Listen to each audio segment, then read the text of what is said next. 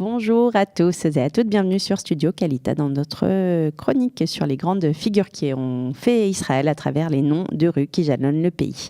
Aujourd'hui, nous allons parler de Sokolov. Sokolov est un grand sioniste du début du XXe siècle, encore un. Il est né en 1859 en Pologne, il est mort à Londres en 1936. Il a été écrivain, grand journaliste, critique et aussi biographe. Après Herzl et Weizmann, Sokolov est le sioniste le plus marquant de cette première moitié du XXe siècle. Il est né dans une bourgade de Pologne, on l'a dit, mais assez vite, à l'âge de 20 ans, il a de l'ambition. Il part s'installer à Varsovie. Et c'est là que vont se déployer ses talents de journaliste et d'écrivain. Il va aussi se faire remarquer pour ses dons linguistiques, puisque, outre le yiddish, le russe et le polonais, il parle l'hébreu de cette époque, le français, l'italien, l'allemand et l'anglais. Sa célébrité va d'abord naître grâce à des articles publiés dans le journal hébreu et Haatzfira, qui est publié à Varsovie, journal dont il va devenir le rédacteur en chef et dont il va écrire quasiment tous les articles. Ce journal, qui va devenir quotidien, va d'ailleurs être la première source d'informations pour tous les Juifs de Pologne jusqu'à la Première Guerre mondiale. L'immense culture de Sokolov, à la fois générale et juive, va lui permettre d'intéresser tous les publics, des plus traditionnalistes aux plus modernisés. Enthousiasmé par Herzl dès le premier congrès de Bâle, il va donner au projet sioniste dans son journal une orientation très positive. Sa participation au mouvement va se faire de plus en plus active et en 2006, Sokolov va être nommé secrétaire général de l'organisation sioniste. Ses voyages se multiplient alors, on rappelle qu'il parle toutes les langues, ce qui est fort utile.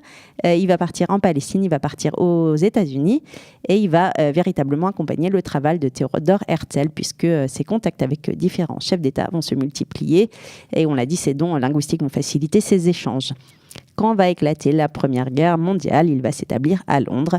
Et c'est là qu'aux côtés de Weizmann, il va jouer un grand rôle dans les pourparlers qui vont précéder la déclaration de Balfour sur le foyer national juif. Il se rend notamment en France en 1917 et il va partir en Italie, il va rencontrer le pape Benoît XV. Et lors de la conférence pour la paix en 1919 à Paris, son discours va être particulièrement écouté. Il n'était pas sentimental et pourtant c'est comme s'il portait sur ses épaules 2000 ans de souffrance juive. Son calme et sa dignité ont fait grande impression, dira plus tard Chaim Weizmann. En 1931, lorsque ce même Weizmann va démissionner de la présidence de l'Organisation sioniste mondiale pour lutter contre la politique anglaise restreignant l'immigration, c'est ainsi Sokolov qui va être élu à sa place.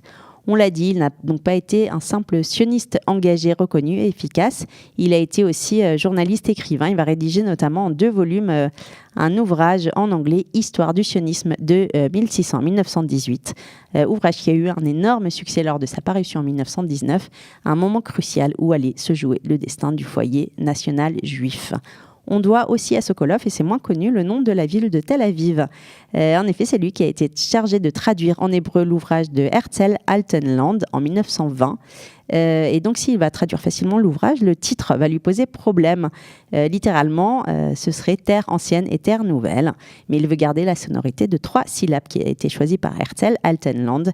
Il va donc chercher dans la Bible et il va trouver une référence à la ville de Tel Aviv en Babylonie, où a vécu le prophète Ézéchiel. Comme Altenland, Tel Aviv fait référence à l'ancien et au nouveau. Tel est une colline de fouilles archéologiques et Aviv est le printemps, donc le renouveau. C'est ce même nom en hommage voilé à Théodore Herzl, qui va ainsi être choisi pour nommer les premières maisons construites en lisière de la vieille ville de Jaffa au début du XXe siècle. Merci.